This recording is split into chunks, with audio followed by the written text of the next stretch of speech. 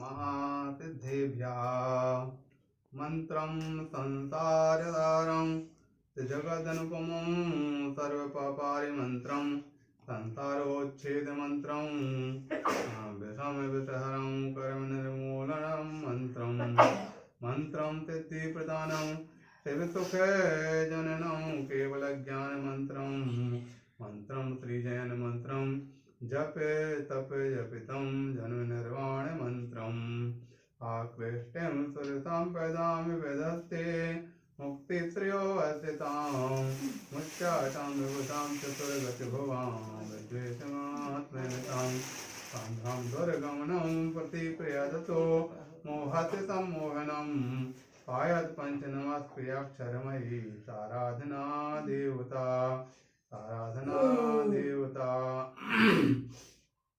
बोले अनंतानंत परम सिद्ध भगवान की कृष्णवादी 24 तीर्थंकर भगवान की 1008 श्री विमलनाथ भगवान की 24 तीर्थंकर भगवान की गुणम श्री विमलताज महाराज की आचार्य गुरुदेव राघव महाराज की आचार्य गुरुदेव भरत महाराज की अहिंसामयी विश्व धर्म की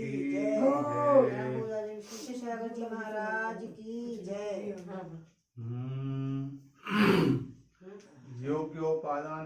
योग्योपादान योगेन दृष्टा स्वर्णता मता द्रव्यादि स्वादि संपत्ता बात्मनोप्यात्मतो मतः।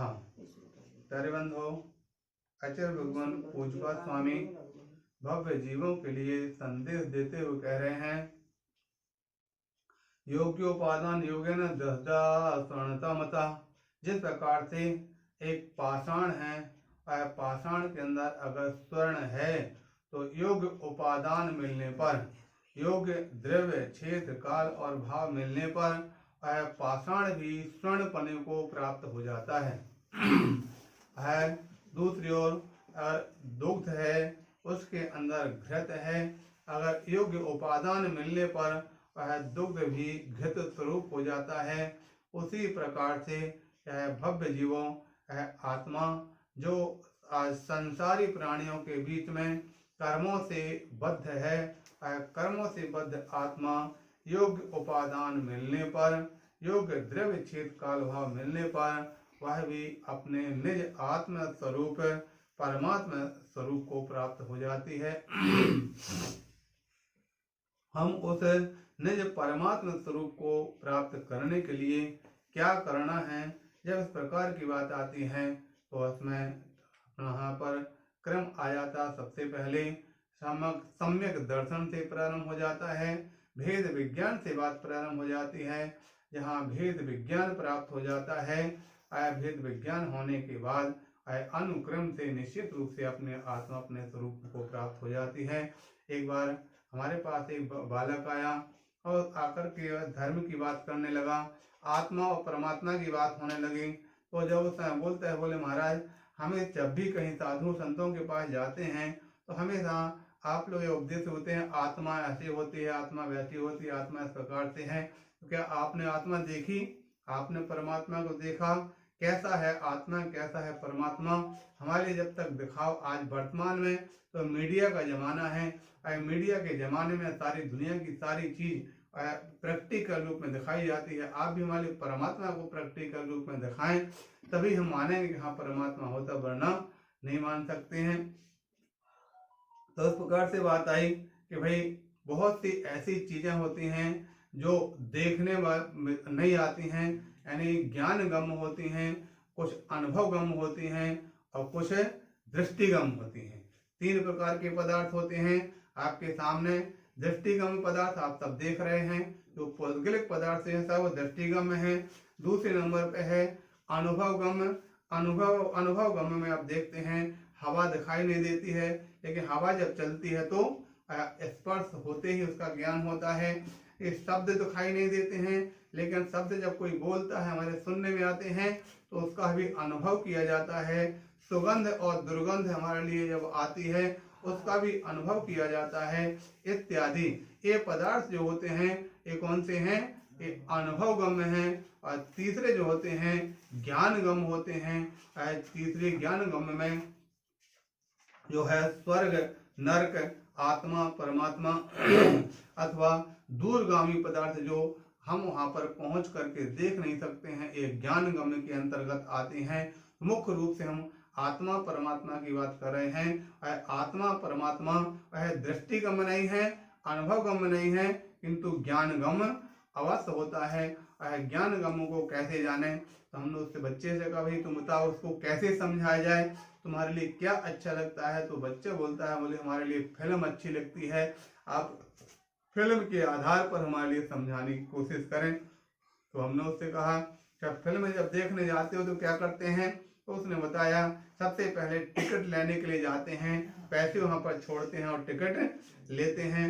टिकट लेकर के हम जाके वहां पर पहले सिनेमा हॉल में जब पहुंचते हैं तो वहाँ द्वारपाल गेट कीपर टिकट का आधा हिस्सा हमको ले लेता है, आधा अपना हमको वापस दे देता। और उसके बाद अंदर पहुंचते ही हॉल के जो है खिड़की दरवाजे सब बंद कर दिए जाते हैं, लाइट इत्यादि बंद हो जाती है।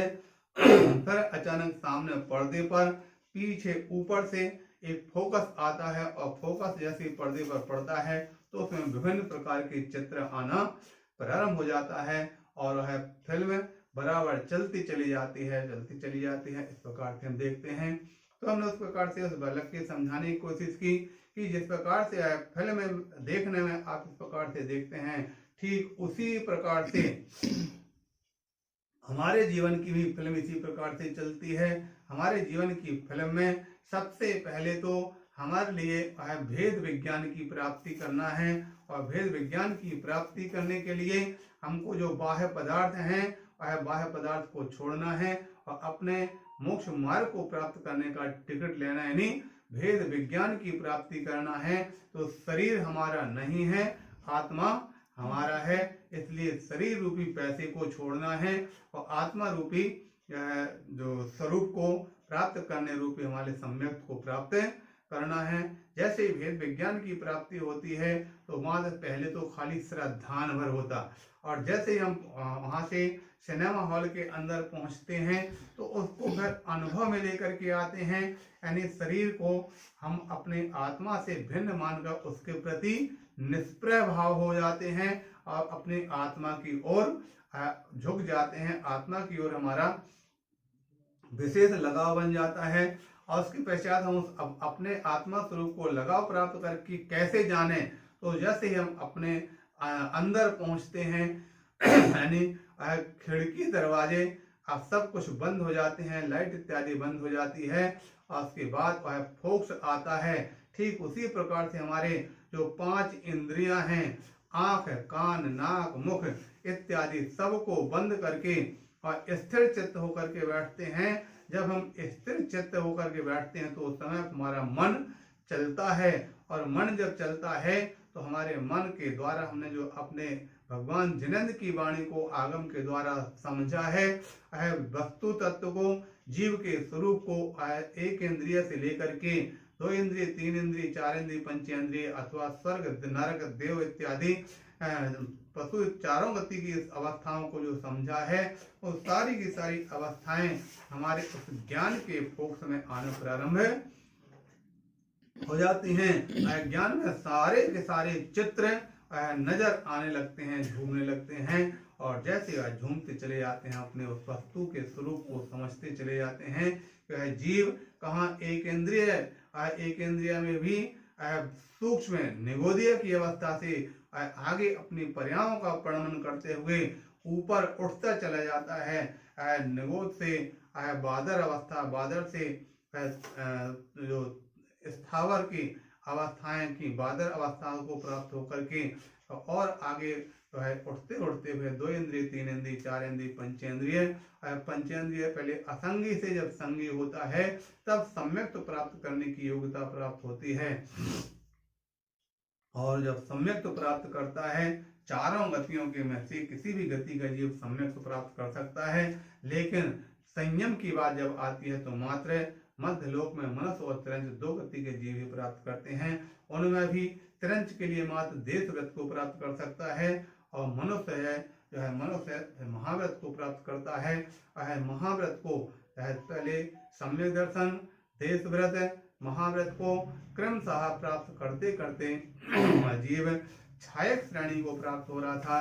कल अपने यहाँ पर चर्चा हुई थी 12वें गुण स्थान में जो क्षीण मोह की, क्षीण मोह में जैसे 12वें गुण स्थान में पहुंचता है, अपना मोहनी कर्म को पूर्ण रूप से क्षय कर देता है। मोहनी कर्म की 28 प्रकृतियां जो बताई थी वह 12वें गुण स्थान में पूर्ण रूप से क्षय हो जाती हैं। और उसके साथ साथ अन्य ज्ञानावाणी, दर्शनावाणी और अंतराय कर्मों को भी क्षय करता हुआ केवल ज्ञान को प्राप्त करते अनंत चतुष्टय, 4 घातीय कर्म के नष्ट होते अनंत चतुष्टय को प्राप्त होकर के केवल ज्ञान को प्राप्त कर लेता है। यानी 13वें गुण स्थान में संयोग केवली अवस्था को प्राप्त करता है। संयोग केवली इसका मतलब आप सभी समझते होंगे, जैसा कि शब्द के आधार पर घटित हो रहा सा योग अर्थात जो योग से सहित हैं, और केवली अर्थात केवल ज्ञानी, ऐसे योग से सहित जो केवल ज्ञानी हैं संयोग केवली। अब योग कितने हैं तो आप सभी पहले जानते हैं, मन योग, वचन योग और काय योग। यद्यपि वहाँ पर 13वें गुण स्थान में केवली भगवान के वहाँ पर भी योगों का स्थूल रूप से तो सब समाप्त हो जाता है, मात्र सूक्ष्म क्रिया किसी प्रकार से रहती है। इसलिए केवली को होने वाला जो ध्यान है उस ध्यान का भी नाम सूक्ष्म क्रिया प्रतिपाती नाम का जो केवल ज्ञान उनको प्राप्त होता है। यानी मन की चेष्टा रुक जाती है, वचन की चेष्टा भी रुक जाती है, मात्र वचन जो सर्वांग से दिव्य ध्वनि फिरती है मात्र वही वचन है। और काय की चेष्टा भी सर्वांग से होने वाली स्थिति अवस्था होने से काय की चेष्टा चलती है। इसलिए मन वचन काय की योग्यता द्रव्य मन, द्रव्य वचन और द्रव्य जो काय इस प्रकार से होने से उसके द्वारा होने वाली क्रिया से उसको संयोग केवली अवस्था कहा जाता है। केवल ज्ञान प्राप्त करने की बहुत कुछ अवस्थाएं और व्यवस्थाएं हैं। जैसे केवल ज्ञान प्राप्त करता है, केवल ज्ञान प्राप्त करने पर भव्य जीव अपने प्रभु के चरणों में समर्पित होकर स्वर्ग लोक से देव आकर के और समोषण की भव्य रचना करते हैं। 3 गति के जीव समोषण में पहुंच करके दिव्य देशना को सुनते हैं। वहाँ 12 सभाएं होती हैं।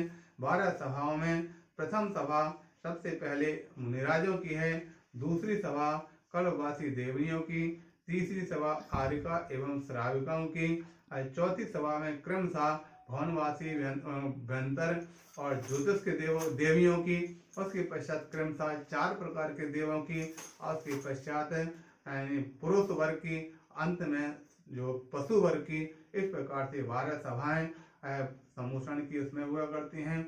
समूषण के अंदर 8 भूमियों में क्रम से चैत्र प्रासाद भूमि, खातिका भूमि, तीसरे नंबर पे लता भूमि, चौथे नंबर पे ओवन भूमि, 5वीं ध्वज भूमि, और 6वें नंबर पे भवन भूमि, 7वें नंबर पे स्तूप इत्यादि भूमि, और अंत में आती है श्री मंडप भूमि। इस प्रकार से क्रम से जो 8 भूमियों के ऊपर गंधकुटी, और गंधकुटी के ऊपर कमलासन पर अधर सिंहासन, और उस पर अधर भगवान विराजमान होते हैं।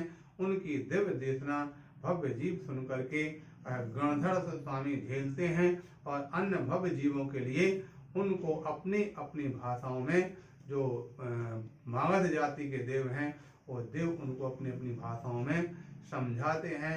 ऐसी दिव्य ध्वनि जो भव्य जीवों को कल्याण प्राप्त कराने वाली दिव्य देशना को सुनकर के कितने जीव सम्यक को प्राप्त करते हैं, कितने जीव सम्यक ज्ञान को प्राप्त करते हैं, कितने जीव सम्यक चारित्र को प्राप्त करते हैं और अपना कल्याण यह करते हैं।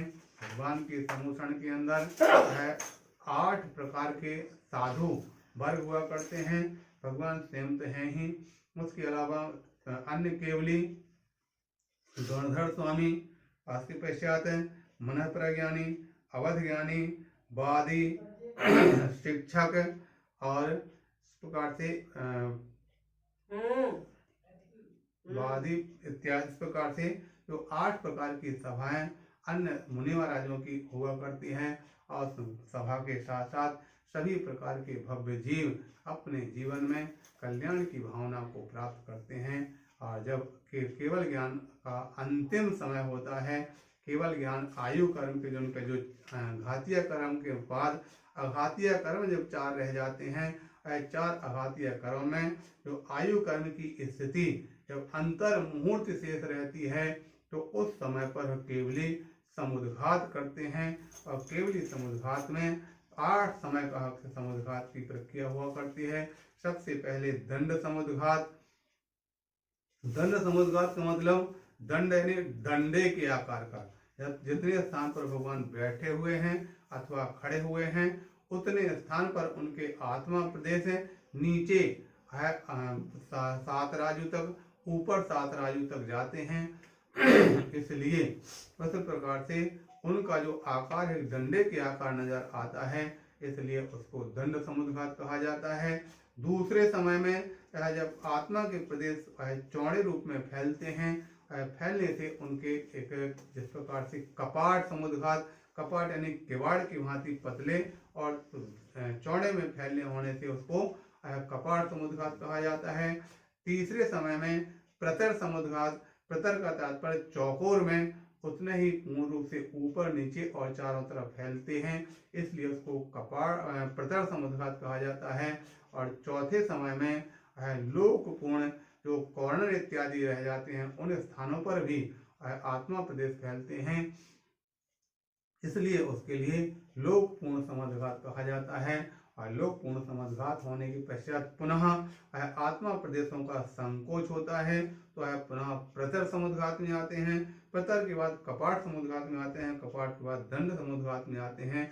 इस प्रकार 7 समय में पूर्ण काम होने के पश्चात 8वें समय में पुनः अपने उस मूल शरीर के बराबर स्थिति को प्राप्त हो जाते हैं। आज के पहले कोई जो तीर्थंकर भगवान हैं, अपने सबसे पहले योग निरोध करते हैं। योग निरोध करके अपने जो आत्मा की विशुद्धि है, लगे हुए कर्मों का और क्षीण करते चले जाते हैं। और अंतर मुहूर्त के बाद जैसे ही उनकी आयु कर्म पूर्ण होता है, तो अंतर मुहूर्त के जो 5 ह्रस्व अक्षर की आयु शेष रहने के पहले 13वें गुण स्थान को पार करके 14वें गुण स्थान में पहुंचते हैं, जिसका नाम क्या है? अयोग केवली। अयोग केवली 14वें गुण स्थान, उसकी चर्चा अपन बाद में करेंगे। अयोग केवली को गुण स्थान को प्राप्त होकर के जीव मोक्ष को प्राप्त हो जाते हैं। इस प्रकार से हम आज अपने यहाँ पर सहयोग केवली गुण स्थान की चर्चा की। हम ये भावना भाते हैं, सभी भव्य जीव यही भावना भाते हैं, हे भगवान कब समय आवे कि हमारे जीवन में भी केवल ज्ञान की प्राप्ति हो, क्योंकि केवल ज्ञान प्राप्त होने के बाद फिर भव्य जीव अपने आप मोक्ष को प्राप्त हो जाते हैं। हर भव्य जीव भगवान के चरणों में प्रत्येक समय पर अपने अंदर अंतर भावों से एक ही कामना करते हैं, एक ही भावना भाते हैं, हे भगवान दुख हो कमक हो सुगण समाहिमण निर्मोह संपत्ति हो मध्यम। हे भगवान मेरे दुखों का क्षय हो, कर्मों का नाश हो और बुद्धि की प्राप्ति हो और सुगति में गमन हो। इस प्रकार की भावना भाते हुए अब भगवान के चरण निवेदन करते हैं। जो भी महान भाव यहाँ उपदेश संदेश सुन रहे हैं, उन सबके लिए हमारा आशीर्वाद। आज आपने सुना सहयोग केवली, अगले कल सुनाएंगे अयोग केवली गुण स्थान क्या है, किस प्रकार से है, उसकी चर्चा करेंगे। पहले 1008 आदिनाथ भगवान की